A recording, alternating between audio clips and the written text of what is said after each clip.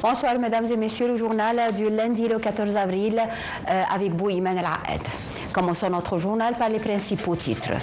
Le président Abdel Fattah el-Sisi et l'émir de Qatar, Tamim Ben Hamad Al-Thani, ont catégoriquement souligné le refus des déplacements forcés des Palestiniens de leur territoire et ont insisté sur la nécessité de soutenir le plan arabe pour la reconstruction de la bande de Gaza sans déplacement de ses habitants. Travaillons à trouver un horizon politique qui se finit par l'établissement d'un État palestinien indépendant aux frontières du 4 juin 1967 avec capitale Jérusalem-Est. Ces déclarations sont faites lors de la rencontre du président aujourd'hui à Diwan de l'émir à la capitale Doha avec l'émir Tamim. Et ceci dans le cadre de la visite du président à Qatar, première étape de sa tournée dans le Golfe qui le mènera ensuite au Koweït.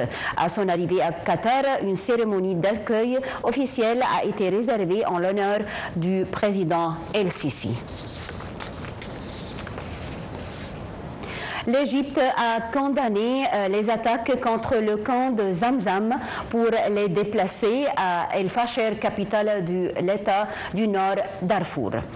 L'Égypte a dénoncé les graves violations du droit international humanitaire qui ont entraîné la mort du civil soudanais et d'un nombre de membres du personnel de l'Organisation internationale de secours.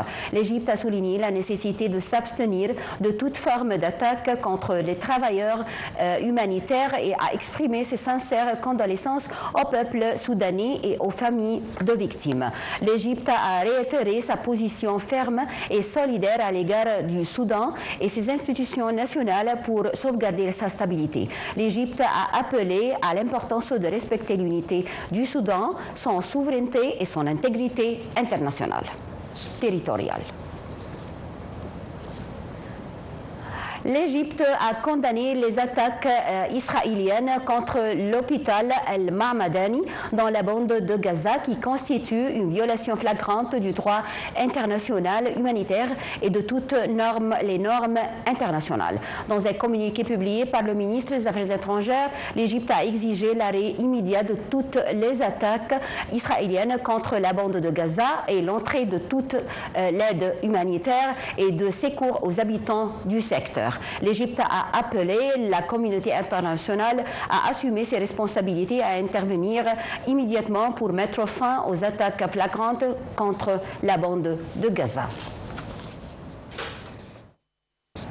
Le chef de la diplomatie, le ministre Badr Abdelati, a eu dimanche des appels téléphoniques avec ses homologues omanais, Saïd Badr El-Boussaïdi et iranien, Abad Ar-Rashki, ainsi qu'avec Steve Witkoff, le représentant spécial du président américain pour le Moyen-Orient. Le ministre des Affaires étrangères a discuté des développements régionaux, en particulier des négociations qui ont eu lieu entre les États-Unis et l'Iran à Mascate. Dans ce contexte, il a salué le rôle constructif et vital joué par le sultanat d'Oman dans le processus de médiation, réitérant le soutien total de l'Égypte à tous les efforts visant à parvenir à des solutions politiques pour le dialogue et à renforcer la sécurité et la stabilité dans la région. Abdelati a également exprimé l'appréciation de l'Égypte pour l'approche coopérative démontrée par les États-Unis et l'Iran pour parvenir à un règlement politique en promouvant le dialogue de la négociation. Il a exprimé l'espoir que ces négociations contribueraient à instaurer le calme et à réduire des tensions dans les régions.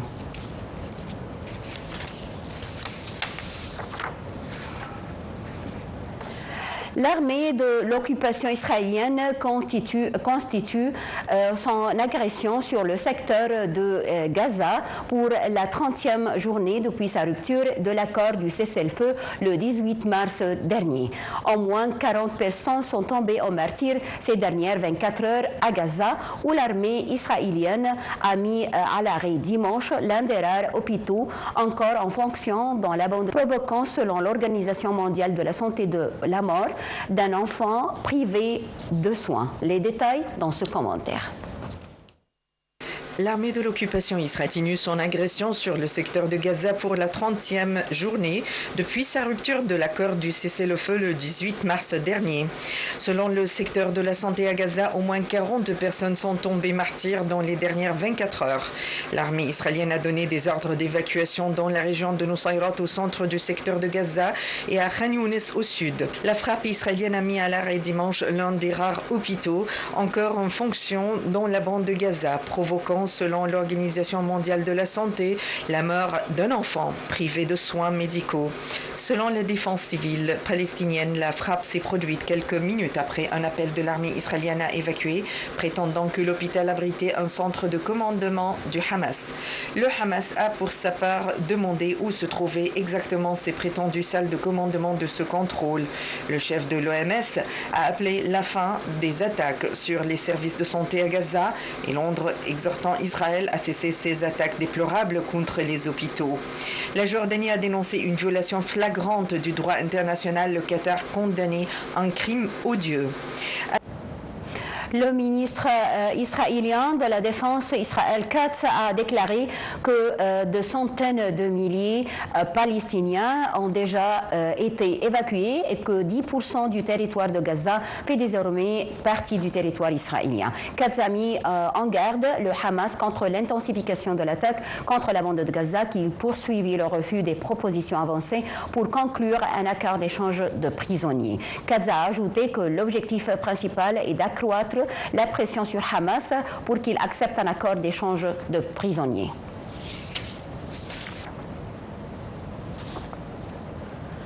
Le ministère palestinien des Affaires étrangères a condamné lundi l'attaque injustifiée et les remarques offensantes du Premier ministre israélien Benjamin Netanyahu à l'égard d'Emmanuel Macron sur la possible reconnaissance d'un État palestinien.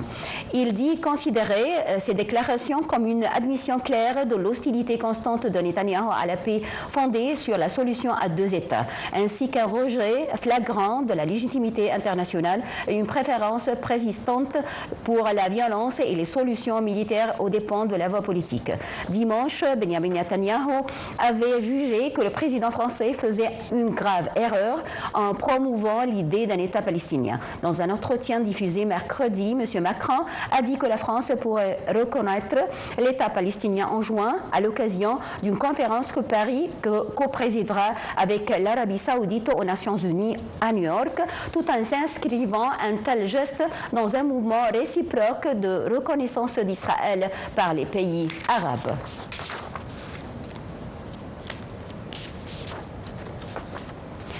Les rebelles Houthis du Yémen ont affirmé dimanche que des frappes américaines avaient fait 5 morts et 13 blessés dans la région de Bani Matar, à l'ouest de Sanaa. Les frappes ont visé une usine située dans la zone industrielle d'Al-Sawari. C'est ce qu'ont précisé les rebelles yéménites qui contrôlent la capitale, dénonçant une agression. Les Houthis ont ajouté que des frappes américaines avaient ciblé dimanche plusieurs autres zones du pays, notamment les provinces de Saada et Hodaïda. Les zones rebelles du Yémen sont le théâtre de frappes quasi quotidiennes imputées aux États-Unis depuis que Washington a lancé une campagne aérienne contre les Houthis le 15 mars pour les contraindre à cesser de mener les navires empruntant la mer Rouge. Depuis lors, les Houthis ont également lancé des attaques contre les navires militaires américains et contre Israël, disant agir en solidarité avec des Palestiniens de Gaza.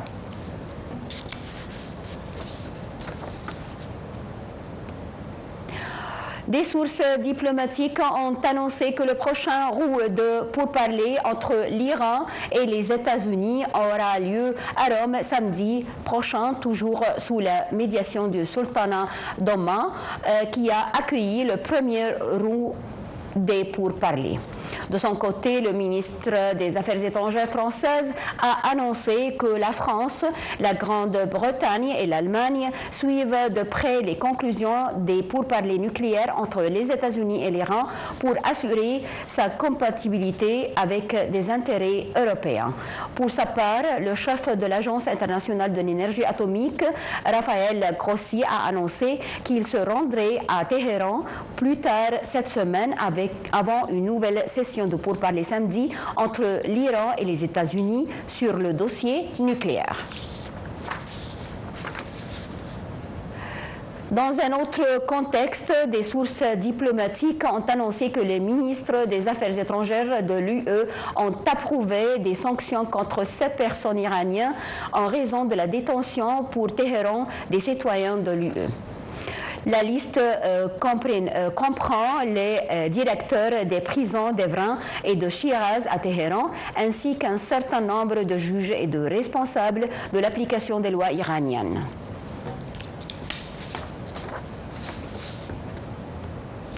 L'ex-président sud-coréen Yoon Suk-yeol a nié avoir commis tout acte d'insurrection lors de sa tentative d'imposer la loi martiale en décembre, lundi au premier jour de l'examen sur le fond de ce dossier au pénal, une procédure où il risque la prison à vie, voire la peine de mort. Dans la nuit au 4 décembre 2024, Yoon Suk-yeol avait tenté d'imposer par surprise la loi martiale en voyant l'armée bloquer le Parlement dominé par l'opposition. Mais un nombre suffisant des députés avait été parvenu à se réunir afin de faire échouer ce coup de force qui a sidéré le pays. Destitué par la Cour constitutionnelle le 4 avril après avoir été suspendu de ses fonctions mi-décembre, M. Yoon doit désormais s'expliquer au pénal. Malgré les 3 lourdes peines encourues, il comparait libre sa détention provisoire ayant été annulée pour vice de procédure le 8 mars.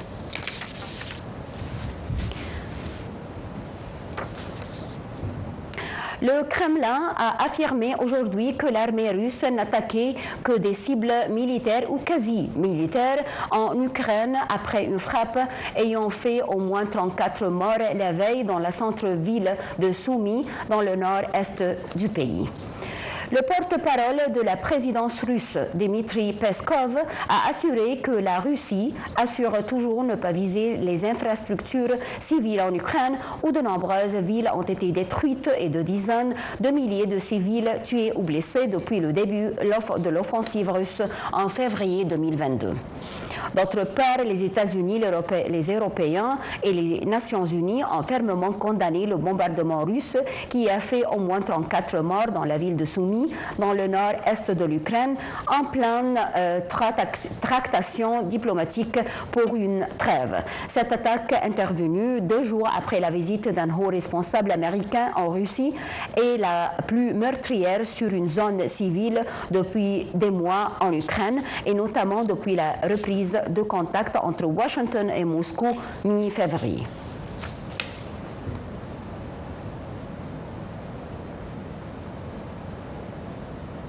Le président américain Donald Trump a averti dimanche qu'aucun pays était tiré d'affaire face à son offensive douanière, surtout par la Chine, qu'il a de nouveau attaqué au lendemain d'exemptions sur les produits de high-tech annoncés par les États-Unis.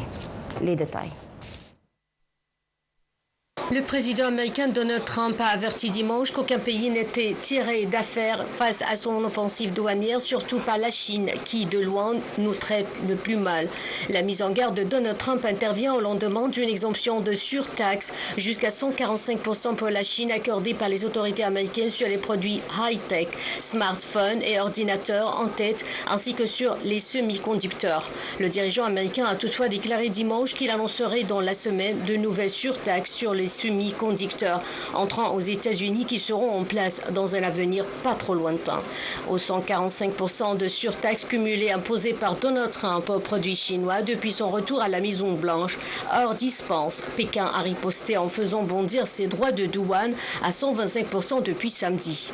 Tout en continuant à assommer la Chine dans la semaine, Trump avait semblé donner un peu de répit aux autres partenaires commerciaux des États-Unis en les délestant mercredi pour 90 jours de ces taxes douanières annoncées peu avant et en ne leur ajoutant plus que 10% de droits de douane. Dans une première critique de l'offensive douanière de Donald Trump la veille, Pékin s'était posé en défenseur des pays pauvres en rendant public un appel avec la directrice générale de l'Organisation mondiale du commerce, au cours duquel la Chine avait mis en garde contre les graves préjudices qu'allaient infliger ces surtaxes aux pays en développement.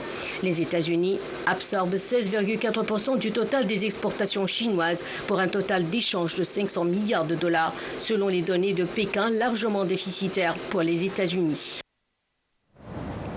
Fin de notre journal. Merci mesdames et messieurs, à tout à l'heure.